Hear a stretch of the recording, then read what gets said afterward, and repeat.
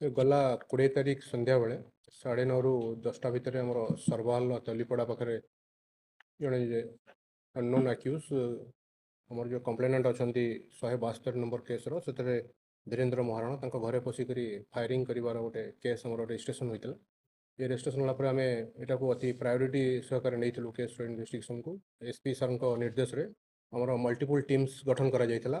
ଆଉ ଆମେମାନେ କେମିତି ଆକ୍ୟୁଜ୍କୁ ଅତି ଶୀଘ୍ର ଧରା ପଡ଼ିବ ସେ ବିଷୟରେ ମଧ୍ୟ ଲାଗି ପଡ଼ିଥିଲୁ। ତ ଆମେ କାଲି ଏ ଆକ୍ୟୁଜ୍କୁ ଆମେ ଧରିବାରେ ସଫଳ ହୋଇଥିଲୁ। ଆଉ ଆକ୍ୟୁଜ୍କୁ ଧରିଲା ପରେ ଆମେ ତାଠାରୁ ଗୋଟେ ଯେଉଁ ଫାୟାରିଂ ୱେପନ୍ ଯେଉଁ ୟୁଜ୍ ହୋଇଥିଲା କ୍ରାଇମ୍ରେ ଗୋଟେ ପିସ୍ତଲ ସହିତ 9 ରାଉଣ୍ଡ ଆମ୍ୟୁନିସନ୍ ଏବଂ ସେ କ୍ରାଇମ୍ କଲା ପରେ ଯେଉଁ ମୋଟରସାଇକେଲ ୟୁଜ୍ କରିଥିଲେ କ୍ରାଇମ୍ କରିବା ସମୟରେ ସେ ମୋଟରସାଇକେଲ ଏବଂ କ୍ରାଇମ୍ ସମୟରେ ଯେଉଁ ତାଙ୍କର ୱେରିଂ ଆପେରାଲ ଥିଲା ଯାହା ପିନ୍ଧିଥିଲେ ତାକୁ ସେ ଜଳେଇ ଦେଇଥିଲେ ଏଭିଡେନ୍ସ ନଷ୍ଟ କରିବା ପାଇଁ, ସେଗୁଡ଼ିକୁ ମଧ୍ୟ ଆମେ ରିକଭର କରିଛୁ।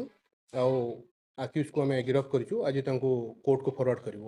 ଏଇ ଯେଉଁ କେସ୍ରେ ଏପର୍ଯ୍ୟନ୍ତ ଇନଭେଷ୍ଟିଗେସନରେ ଜଣାପଡ଼ିଛି ତାଙ୍କର ପ୍ରିଭିୟସ୍ ଏନିମିଟି ପାଇଁକି ସେ କ୍ରାଇମ୍ କରିଥିଲେ। ତାଙ୍କର ପ୍ରିଭିୟସ୍ ଏନିମିଟି ଥିଲା ଯେମିତି କିଛି ଦିନ ପୂର୍ବରୁ ଗଲା ବର୍ଷ ଆମର ଗଲା ବର୍ଷ ସେପ୍ଟେମ୍ବର ମାସରେ ବଡ଼ମାଲ ଥାନାରେ ଗୋଟେ କେସ୍ ହେଇଥିଲା ଯେଉଁଥିରେ କି ଆମର 3 ଜଣ ପିଲା ଯାହା ଖେଳୁଥିଲେ, ଖେଳିବା ଭିତରେ ଜଣେ ପିଲାର ଡ୍ରାଉନିଂରେ ମୃତ୍ୟୁ ହୋଇଯାଇଥିଲା। ସେଇ ମୃତ୍ୟୁ ଯେଉଁ ହେଇଥିଲା ଡ୍ରାଉନିଂରେ ଯେଉଁ ମୃତ୍ୟୁ ହୋଇଯାଇଥିଲା ଯେଉଁ ପିଲାର ଏଇ ଯେଉଁ ଆମର ପ୍ରେଜେଣ୍ଟ ଆକ୍ୟୁଜ୍ ଅଛନ୍ତି ତାଙ୍କର ସେ ଫାଦର ଅଛନ୍ତି, ସେ ତାଙ୍କର ଯେଉଁ 2ଟା ପିଲା ଆଗରୁ ଥିଲେ ତାଙ୍କର ଭିତରୁ ଜଣଙ୍କର ସମ୍ପୃକ୍ତି ଥିବାର ସେ ସନ୍ଦେହ କରୁଥିବାରୁ ସେ ତାର ରିଭେନ୍ସ ନେବା ପାଇଁ କି ଏଇ ଘଟଣା ଘଟାଇଥିଲେ।